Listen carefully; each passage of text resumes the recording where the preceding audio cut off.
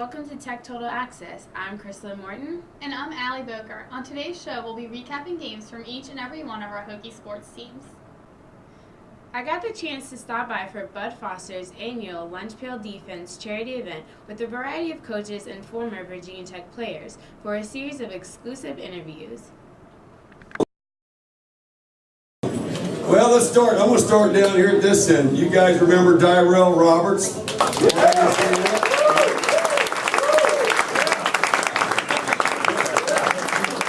Dyrell came out and didn't have a cast or anything on for the first time in a while. No, welcome, Dyrell. Appreciate you coming.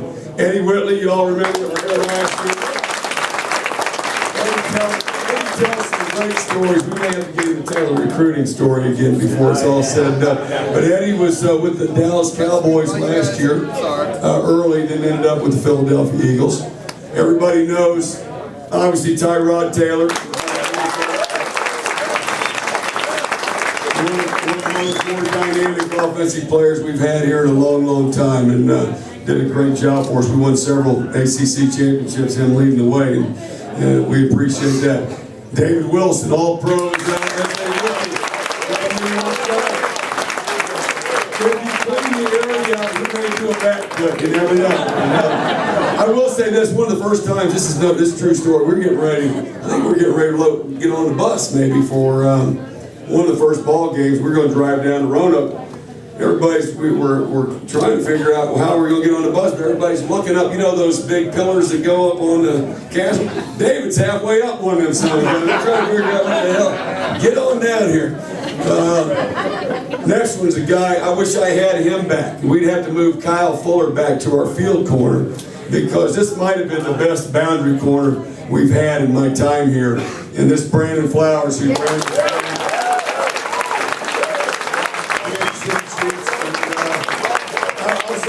we've had a lot of great corners here. You know, D'Angelo Hall, the Ike Charltons, the Jimmy Williams, Macho Harris. But I'm not going to embarrass Brandon by saying this, but he was probably the best football player of all those guys as far as just technique-wise. And then he was a thumper, too. He'd run through you in a heartbeat. So, and he's doing, as you all know, very, very well in the NFL. And the last guy, Cam Chancellor, all-pro.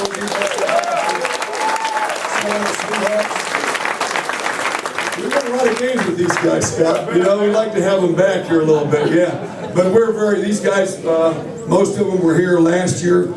They understand what I'm trying to do here, and I appreciate their support. I used to have this voice with them. I encouraged them a lot back in the day, too. We've been doing a lot of encouraging this spring, so excuse my voice. It's kind of going crazy on me right now. But thank you guys for coming. I know these folks are really looking forward to it. Tell us about the whole Super Bowl experience. It was wonderful.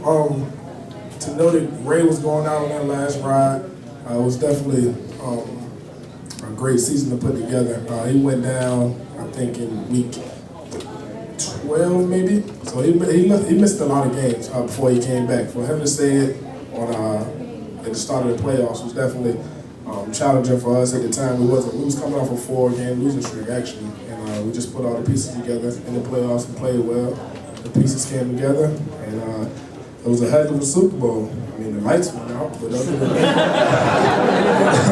that, it was a great time down there. So in between players, as we go from player to player, we're going to play a game of Who Tweeted This? Who tweeted this? Let me find it. Where is it? My next girlfriend will be able to go all through my phone. I'm doing it right all the way around this time.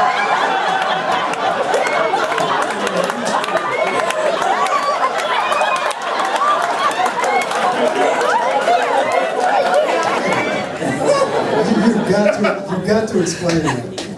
That was it. Oh man. Hello? I'm sorry, your microphone works. It's all good. I don't know. I was...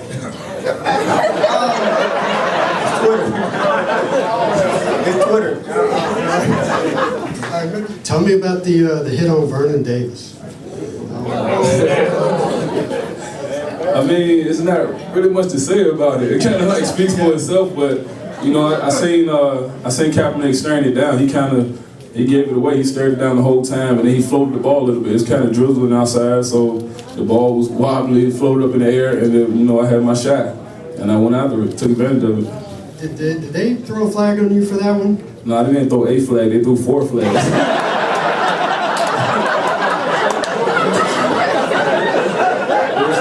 90% of the flag come out the stands. Talk about your experience in Kansas City. Just a question I have for you is, when you get to the point in your career where you've obviously established yourself, early in your career, it's all about being hungry and trying to stick in the NFL and stay there. How did your focus change, and does it change when you get to the point where you are, when you've been in the league 5 or 6 years, and obviously a team really respects you to sign you to that kind of contract? I mean, you just can't get settled, Once you get to year 5 or 6, you got younger guys that's trying to come in and take your spot every year. It's not like college, we got a 4-year scholarship. Every year a young guy can come in and beat you out, so you always got to stay on top of your game. And if you just got love for the game, you never want to see your game just slip off and just take a dive anyway. So I'm just, I just love the game so much, I just want to play at a high level at all times. Coach Ingram, the running back coach, always kept telling me the whole season, we're going to stick you in there, we're going to stick you, your time coming, stick with it. And I just kept taking that advantage of every opportunity I had throughout the season. Got 1 carry in Cleveland, that was my first touchdown ever in the NFL. And then each time I got in, I tried to create a spark, and I was mostly on kickoff returns. And I definitely played my part on that, being all pro, kickoff returner. And set the franchise record of for the Giants of most yards returned, most returning yards. And that's what whenever I had the ball in my hands or not in my hands, whenever I was on the field, I just wanted to create a spark and create more opportunity for myself. The press around here always liked you because you're such an interesting guy and there's so many interesting stories around you. How was the New York press? I mean, you come out, what was it? You fumbled on your second carry and you don't play much the next 4 games. Was that blown out of proportion? Yeah. I think so. After the fumble, I didn't return to the game. Remained on the sideline. Besides kickoff return, we get in the locker room. No media is at Eli's locker. No media is at Victor Cruz's locker. Ahmad Bradshaw has no media. All these players that you hear, Justin Tuck, nobody had media. All the reporters was in my locker to ask me about my fumble. And, we played a whole 60-minute game, and one play is, they don't write a whole story on this. So they accomplished that. They wrote a whole story. So I come to practice Monday, and there's no media at Eli's locker. And so forth. And they asked me more questions. And I was like, y'all gonna write another story about this? They accomplished that. And it kept going till something changed. Another guy did something, or I did something different, and they stopped asking about it. It was a long time coming. Let's ask some pro questions. Who's the biggest physical freak other than Cam Chancellor that you've run into in the NFL? Brandon? I gotta say, my top 2 is Calvin Johnson and Brandon Marshall. I'm like in a 5'9", 5'10" stature. They 6'5", 6'6", so it's just like dogs fighting out there every play. Like, we need guys like Cam Chancellor out there. They stick my little 5'9" stuff out there. That's what I get paid to do. In the heart of the Virginia Tech community, sophistication meets tranquility at the Reserve at Knollwood. Located across from VCOM, just minutes from the Virginia Tech campus, brand new 1, 2, and 3 bedroom apartment homes, where every bedroom has a private bath and walk-in closet. Enjoy the resort-style pool, spacious clubhouse, video conference kiosk, fitness and yoga center, and tanning studio. Call 540-961-0500 to reserve your apartment home today.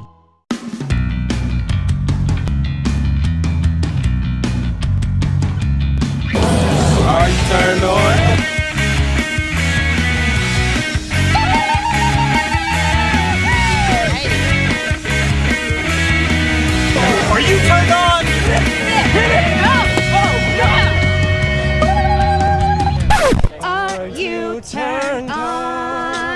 VTTV. Yo.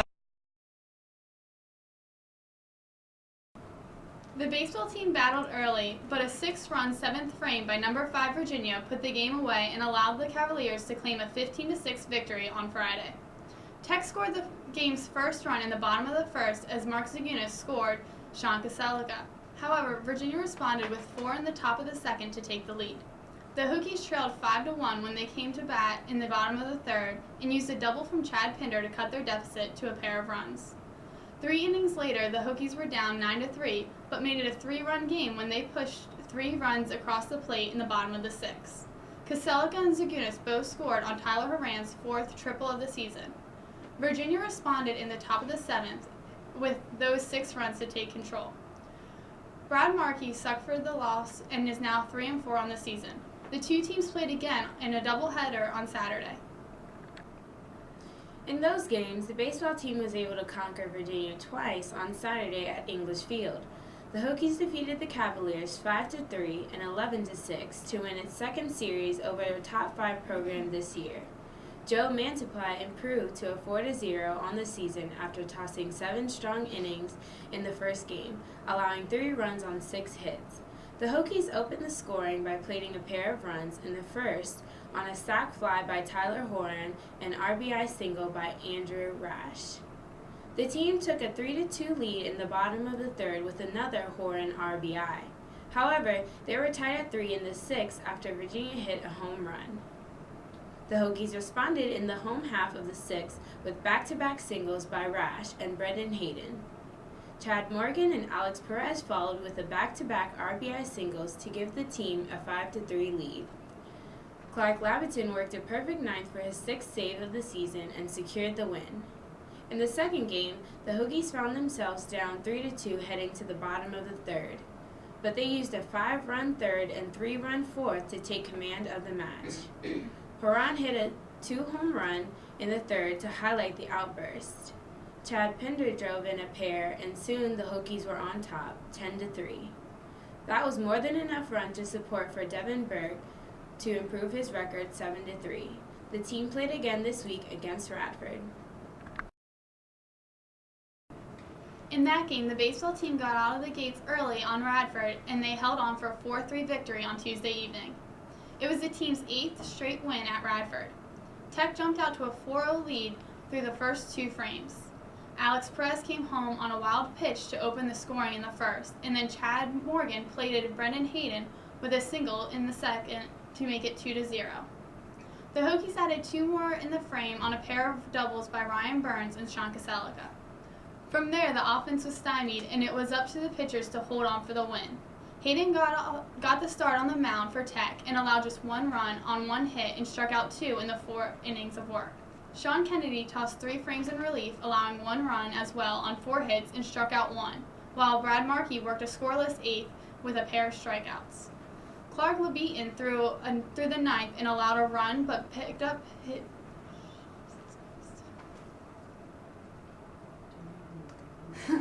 I know, I'm editing this, so it doesn't matter. Clark Labeaton threw the 9th and allowed a run, but picked up his 7th save of the season. Tech will stay on the road for its next set of games as the team travels to Massachusetts for a 3-game series at Boston College. The softball team won a close one over Radford 2-1 at Tech Softball Park last Wednesday. Radford got on the board first in the 4th inning when the Highlanders got a solo home run. The Hokies finally got on the board in the 6th inning. Slugger Courtney Liddell reached an infield bunt and went to second on an errant throw. 2 batters later, her sister Bailey Liddell drove a single to right field and tied it up. The game went to extra innings after Tech couldn't get the winning home run in the bottom of the 7th inning. But after Tech starter Jasmine Harrell got out of a slight jam in the top of the 8th inning, the Hokies went to work. In the bottom of the 8th, Kat Banks led off with a sharp double to left field, and then Courtney Liddell drew a walk before Kylie McGoldrich was hit by a pitch. With the bases loaded and a thunderstorm bearing down on the area, Bailey Liddell came through in the clutch, singling to the left field to drive in the winning run. Tech had 7 hits in the game, led by Bailey Liddell's 2. The team moved on to play UVA on Sunday. The Hokies were able to snag 2 wins over Virginia during a doubleheader on Sunday afternoon in Charlottesville. Tech won 6-1 and 5-1 over UVA in the pair of games. In the first game, Lauren Gaskill hit a 2-run home run in the second inning to get the Hokies on the board. B.K. Smith later hit a single that plated Danny Anderson, giving the Hokies some breathing room in the 6th inning. Courtney Little put down a bunt to drive in Gaskill, and then Gaskill doubled her home. Anderson then singled, allowing Bailey Little to score the final run. In the second game, Tech was able to get on the board during the second inning when Smith hit a two-run single up the middle. The Cavaliers cut the lead in half during the 4th inning, but Kat Banks hit a home run at the top of the 5th. Bailey Little later doubled, and then Gaskill hit a second home run with a solo shot in the 6th inning to take the lead in the game. Jasmine Harrell allowed 1 run on 4 hits, 1 walk, and 7 strikeouts. The teams met up again on Monday night for a nationally televised game. In that game, the softball team battled the Cavaliers but fell 7-3. UVA quickly jumped out to a 2-0 lead in the first inning after 4 hits, but Tech quickly answered. Carly McGoldrich hit a solo home run in the second, and Bailey Liddell hit a 2-run shot in the 4th to give Tech a 3-2 lead. But the Hokies could not hold their ground, giving up 3 runs in the 5th and then 2 more runs in the 6th inning. The Hokies could not answer this time, eventually falling to the Cavaliers by a final score of 7-3. The Hokies had 6 hits in the game, with 2 coming from McGoldrich. Kelly Hines got the start for the Hokies, allowing 5 runs on the 8 hits, with 9 strikeouts and a walk. The Hokies play their final games of the week against Liberty on Tuesday. In that game, the softball teams escaped Lynchburg with a sweep of the Flames Tuesday afternoon. The Hokies took care of business in the opener, winning 11-1 in 5 innings, before rallying with 3 runs in the 7th of the second game to win 4-2. In the first game, Tech fell behind 1-0 in the first inning, but scored 2 runs in the 4th inning to take the lead. In the 5th inning, the Hokies erupted for 9 runs to put the game out of reach. Danny Anderson and Logan Spall both drew bases-loaded walks before Amanda Akes singled in a run. Then senior B.K. Smith blasted a grand slam to center field for her first collegiate home run. Anderson later drove in 2 more with a single to cap off the game. Tech got a great performance from Jasmine Harrell in the circle. The senior allowed 1 run on 3 hits in 5 innings, walking 1 and striking out 4. In the second game, Liberty again struck for a run in the first inning to put the Hokies behind. In the second inning, Anderson drove in McGoldrick to tie it up, but the Flames took the lead back in the 5th inning on a leadoff home run. That's the way it stood until a dramatic 7th inning. McGoldrick led off the last inning with a home run. With the dugout rejuvenated, Anderson was hit by a pitch before Akes singled. With 2 on and 2 out, Smith came through in the clutch with a double to score both runners and give Tech the lead. Maggie Tyler got the start and went 4 innings. She allowed both runs on 3 hits with 2 walks and 4 strikeouts. Tech will have one last series to wrap up the regular season, hosting Maryland this weekend. The lacrosse team lost a close game 10-8 to Boston College in the ACC tournament on Thursday. The game went back and forth with 5 ties and 6 lead changes, but the Hokies were unable to come away with the win. The game started off well for Tech when Brooke Martin scored the first goal before the 3rd-minute mark. But the Eagles came back and tied the game 5 minutes later and then took the lead 2 minutes later. The Hokies were not ready to give up, though, as Lily Rosborough scored a minute later to once again tie the game up. BC got 2 more goals before Tech's Kelly Neslonsky scored the final goal of the first half to put the Hokies within 1. The second half started with another Tech goal that tied the game up. However, BC then scored 2 in a row to take the lead back. Luckily, the Hokies scored the next 3 goals to seize control once more. Then, the Eagles decided to take the game over, scoring 4 goals in a row. Martin was able to get 1 goal at the end of the game, but Tech was unable to come back and took the 10-8 loss to end their year. Both teams had 19 shots on the night, but BC won the draws, 13-7. Alex Gale was in the cage for the Hokies and recorded 3 saves on the night. The team ended the season with an 8-8 record. VTTV's Rachel Franks got an exclusive interview with soccer player David Clemens. Hi, I'm Rachel Franks for VTTV, here with our soccer captain, David Clemens. So David, you're from Albany, New York. How did you end up in Blacksburg? Actually, it was kind of a long trip here. I've always had Virginia Tech in my sight since I was younger. For whatever reason, they were always really popular in the NCAA tournament and always highly ranked. And my first time I visited campus, I fell in love immediately, and that was a school I really wanted to go to. So. Okay, so when I think New York, I usually don't think soccer. How did you end up playing soccer? I grew up as a kid. I grew up and played basketball and baseball and soccer and everything, and I just always loved soccer more than the rest. I mean, my dad was a big baseball player, so he tried to get me to go that route, but soccer was always a way for me. Has it ever been hard playing so far from home and not getting able to visit your family as much? Definitely.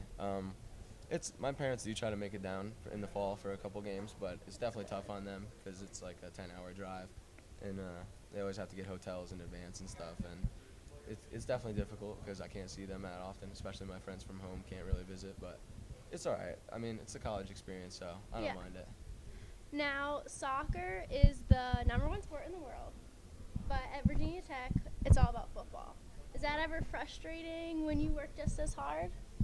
Yeah, definitely. I mean, the school, I knew before I came in that school is football orientated, but it's definitely frustrating because I feel like it's growing on the American population, though, for sure. It is, yeah. It's definitely growing, and hopefully we can get it there by winning games and drawing more fans out. Now, are you a big fan of any different international teams? My favorite team is Manchester United. I'm a diehard. Okay. That's my squad. And do you have any players you sort of try and base your game off of, or? I don't know. My favorite player is Robin Van Persie, though, on Manchester United. He's a forward there. He's definitely my favorite player. He kind of plays a different position than me, but I love him. Okay, so in 2011, you got an injury and you were out for almost half the season, I think. How frustrating was that, and how were you able to come back from it? That was really difficult for me. That was a bad year.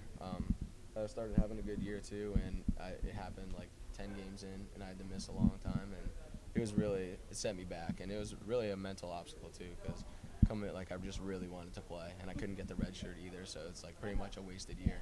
So it was really difficult. Now, what are some goals you have for your senior season? I mean, as a team, we really hope to make the NCAA tournament is the goal, and that's always been the goal, but this fall we really feel like we're going to have a squad that can actually be able to attain that goal. We have a lot of good players coming in. We have some internationals now that are coming in that are just really going to strengthen the squad and give us some experience as well. So that's the end goal for us is the NCAA tournament. And do you hope to play professionally after you graduate? I do. That is my ambition for right now. MLS or? Anything I can get. Anything? Okay. If I can go MLS, I will. If not, I'll try to go elsewhere. Okay. Look for a team. What would you say is your favorite memory at playing at Tech? My sophomore year, we beat UNC when they were the #1 team in the nation, and we beat them at home, and that was just amazing. There was 3,000-4,000 people there, and it was an overtime golden goal, so it was really a dream. So the team has played a couple of different spring games for exhibition so far. How well have they been going?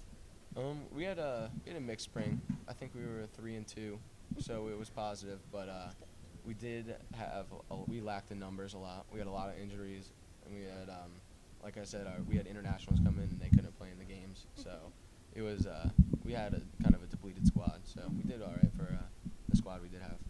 So I know last season maybe wasn't your best season, but you guys really ended on a strong note, upsetting upsetting NC State, and almost beating #1 Maryland. So are you guys going to carry that momentum into next season? Yeah, we really look to. I mean, like I said, we have these players that are coming in that we really feel strongly about, and we really feel that our team can make an impact in the ACC this year and really make a run. So the momentum from last fall is definitely going to be key in our success. Okay. And you were just picked to be co-captain of the team recently. Are you excited to lead the team, and what are your sort of plans on how to lead the team? Very excited. I've actually been, me and Kyle Renfro have been captain the whole spring. So, Okay. So we're kind of like figuring everything out and definitely learning a lot as taking on the new role. And we're excited. We know where we want to go, and hopefully we can lead the team there. Okay. Now, last season you had 10 goals, which is the second most in single season history. The most is 16. Are you going to beat that record next year? I don't know. You It's don't a lot know? of goals, but I definitely try. I'm a Okay. midfielder though, so as long as we can get some wins, that's all I care Okay. about. Well, thank you so much, David. Yep, thank you for having me. That's all we have for you on this edition of Tech Total Access. Please join us next season for more hard-hitting sports action. As always, Go Hokies.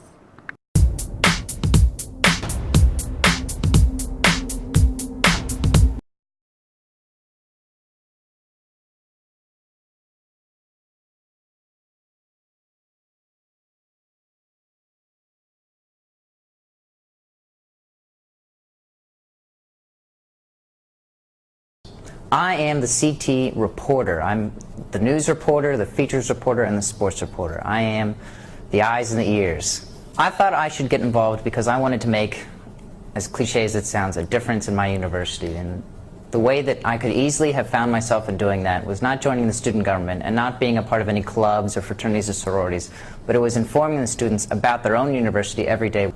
It's not tough to get involved. All you have to do is walk in and hand in an application.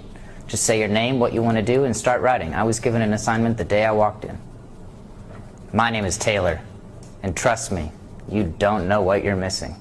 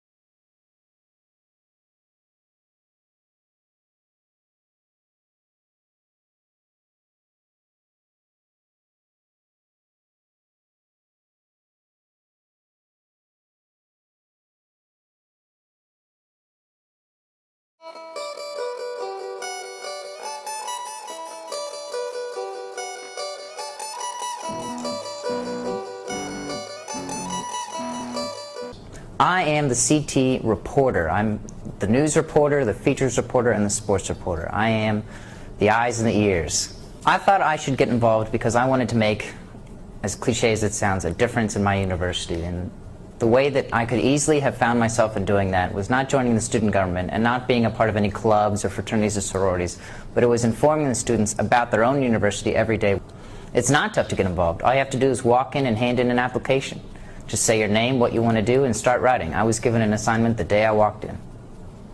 My name is Taylor, and trust me, you don't know what you're missing.